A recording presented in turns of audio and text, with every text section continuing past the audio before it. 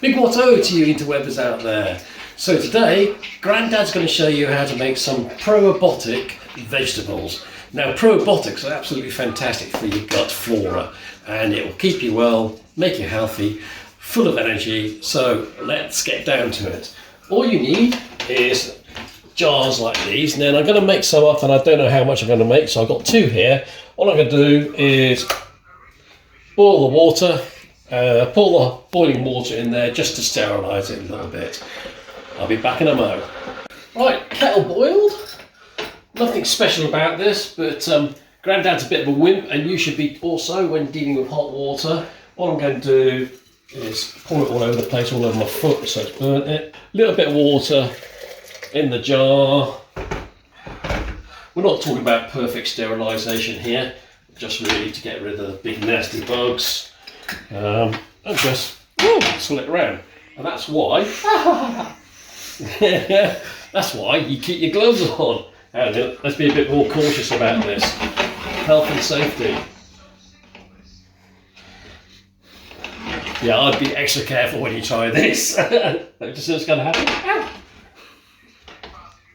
Okay, all under control now. Yeah, swirl that around. Let's see what's happened here. Swirl that around. Right, just empty these out and let them cool. After that little disaster, let's see if we can carry on without too much danger. So here I have some vegetables. If you can get organic, absolutely superb.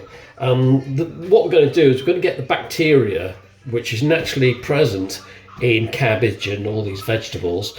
So what we need to do is get the bacteria which is naturally present in the cabbage and the vegetables here, put them in the jar, and then that will start to ferment. Then if you've got pesticides and things like this on your cabbage, then clearly that's designed to kill the bacteria. So I'm not saying it won't work, it will work, but it probably works better with organic vegetables if you got it. And of course the other problem with the bacteria that we're going to use in here, if you wash this in chlorinated water, which is tap water, that will also kill the bacteria. So this is clean, this is grown, okay, we don't need to worry too much about it. If you take off this the external leaves, now what you got is a relatively clean cabbage, because of course nobody's touched inside here apart from me now. They would have touched the outside leaves. So just take the outside leaf off and keep that. In fact, I think I'll just have one more and I'll show you why we keep this later on. Hang on a minute, which one is it? Here we go. Oh, look at that leaf, eh? Perfect. Right, so now what we need to do is just simply chop up all these vegetables. I'll show you each one as we get to it. But first of all, let's just do a little bit of the cabbage. Sharp knife. I'm not going to show all of it, but basically, pretend that's all the cabbage.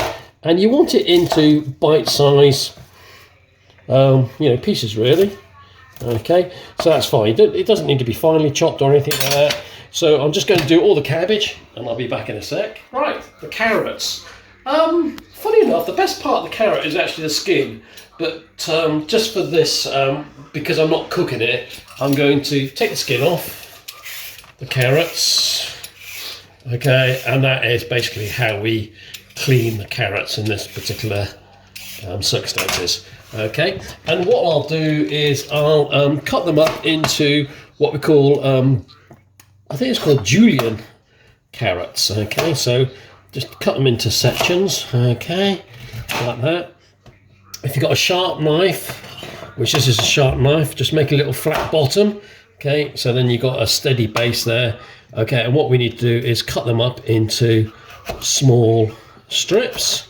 Okay, and then again small strips. Okay, and that's how we prepare the carrots. So I'm just going to prepare all these and I'll be back afterwards. Time for a little bit of celery. Then this is celery. Unfortunately we have to wash the celery.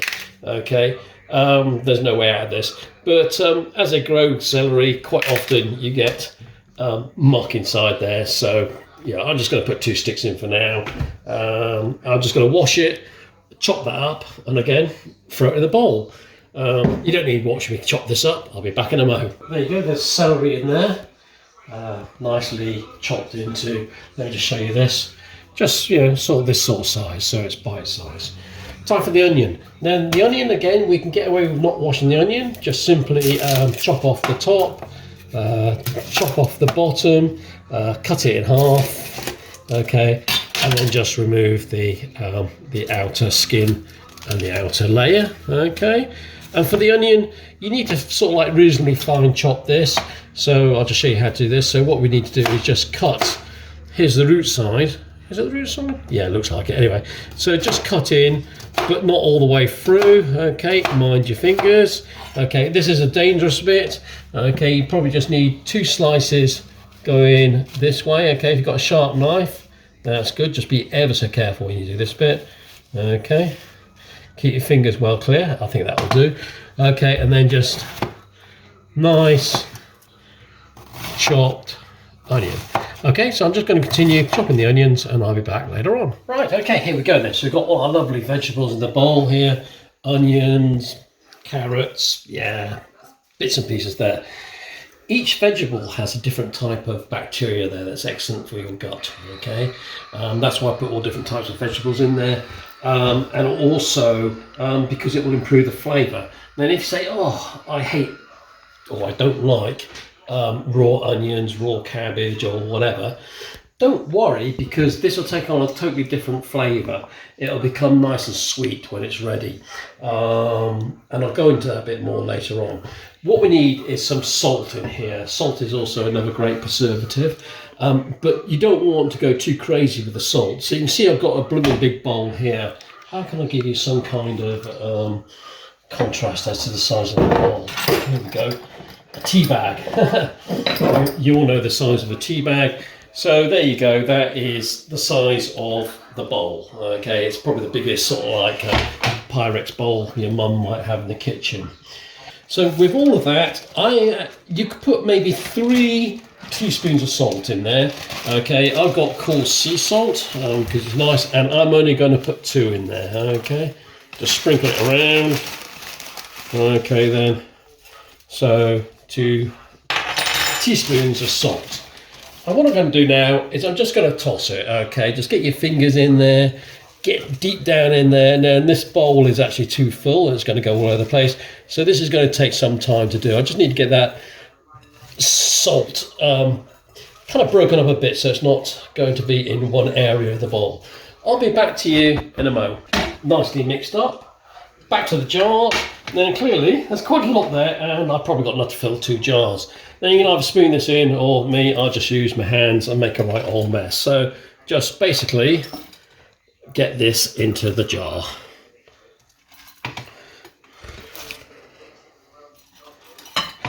Right, I think I'll be back to you in a mo. We got the jars reasonably full. Then don't fill them right up. So then what you need is just a wooden spoon, okay, or something similar, and just push it down, okay? Then as you do this, you're breaking some of the cells up in the vegetable. Okay, you can see it's already strushing down a little bit. Okay, what I'll do is I'll just do the what? Oh no, I'll do both of them. Right, just squash that down. Okay, that'll do. And then squash down the other one.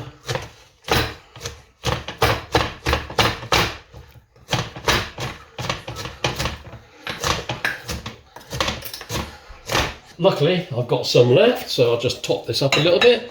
Then you want a nice gap. I'm going to squash it down again, and I'll be back to you in a minute. But what you want is a good gap, okay, between the top and the bottom, and I'll show you why in a moment. Okay, I'll be back once I've squashed it all down. Right, back again. So here we go then. This is nicely mushed down, okay. And topped up to, it could go a little bit further than that, but it doesn't really matter. Right, now what I'm going to do is I'm going to put, in my case, I'm just going to put some cider vinegar in there. You can put any type of cider, any type of vinegar. Vinegar has yeast in it, okay, and this is a bit of activator and also a bit more preservative.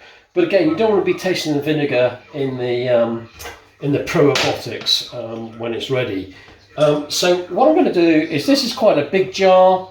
I'm going to put 2 tablespoons of vinegar in here. You can use wine vinegar if you want. 1, 2, 2.5. There you go, 2.5. And I'll put 1.5 in this one. 1.5. And you can see that that is not accurate at all. You don't have to worry too much about it. The next step is a little bit of science.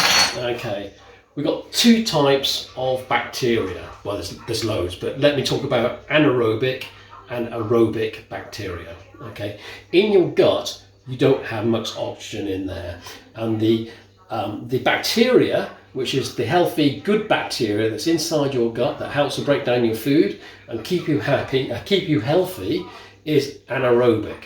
That means it lives where there's no oxygen, or at least very, very little oxygen. So what we're going to do, I have here bottled water. It's still water. I'm using bottled water because it doesn't have chlorine in it, or I hope it hasn't. Okay, and what we're going to do is just top this up, the water level up to a point where it covers all of the vegetables. So what we've done now is in here, below this level, you haven't got any oxygen. You've only got the oxygen that's in the water, H2O, but that's not going to come out. So all the bacteria that will be produced in here will be anaerobic, okay? It doesn't need oxygen. Any aerobic bacteria that's in there will die, okay? So you don't have to worry about that. Right, I'm just going to finish off this one. I'll just top this up a little bit more, just give us a little bit more liquid space. And what will happen is initially the vegetables start to float on top. And that's where this leaf comes in handy, okay? This is sacrificial, so we're not worried about this and you're not going to eat it. But all it is just to pack off the top there, okay? Put it in, and that will just then keep all these vegetables below the waterline. Okay, so here we are. This is all ready now to seal up. This cabbage leaf that I just thrown on top of there, this is sacrificial in the sense that if after a month or something like that it doesn't look too good, or maybe you think, oh, there's mold growing on there, just take it out and replace it and put another cabbage leaf in there. Don't leave it in there mouldy, obviously, you know, because this will be aerobic bacteria, which is what you don't want. But it won't contaminate and upset your probiotics here. If that goes mouldy, it's not a problem. Just take it out and put a fresh leaf back in there. You know, don't leave it to fester. What we're going to do then is close it up, but I'm just going to leave it open a little bit for a couple of days. This needs to be this will take about maybe 3 weeks to start, to ferment, and that depends upon where it's kept. And we're in summer now. It's nice and warm here, so that won't take too long. I'm just going to leave the lid off just for maybe 1 day, just to let that start fermenting, and then I will close the lid and just leave it for medicine, and just have maybe a spoonful or a forkful, certainly twice a day. Once when you get up and once before you go to bed. And if you're around and you got access to it, then lunchtime as well, just take another spoonful. That's for medicine. It's actually good as a side salad or whatever. So if you, I don't know, if you got a lovely meal going and you want a little bit of salad, just scoop some of this out, put it on the side of the dish, in there, and just have it as part of your meal. So I think that's really it. Stay healthy, stay fit. Grandad out. Okay, this is kind of like a footnote. So here is my probiotic. This is a day after. Just open up the lid, and it's a bit hard to see, but there's the surface of the water. As much as this lettuce leaf here needs to be under the water, really, if all of it's under the water, then that's great, because it won't go mouldy. In fact, I might try and push that down a little bit just to yeah. Okay, so I'll sort that out a bit later on.